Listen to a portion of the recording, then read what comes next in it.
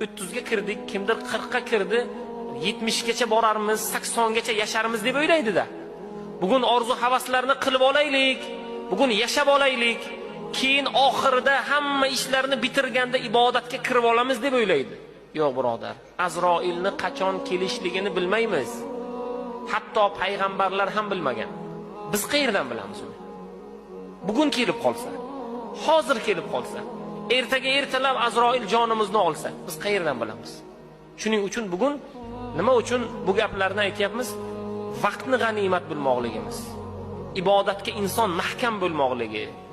Alloh taolo mu'min bandaga imkoniyat o'laroq xohlagan joyimizda namoz o'qishligimiz mumkinmi? Mumkin.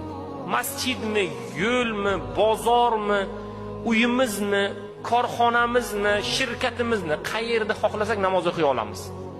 Bu mu'mindagi berilgan fazl, bu ummati Muhammadga berilgan fazl. Bizlarga namoz o'qishligimiz uchun aynan xos joy, xos makon, xos kiyim kerak emas. Ish kiyimida namoz o'qishligimiz mumkinmi? Mumkin, faqat najosat bo'lmasa bo'ldi. Toza joyga, joy namoz bilanmi, bir kiyimni ustidami, pok joy bo'lsa, bejoy namoz ham namoz o'qishligimiz mumkin.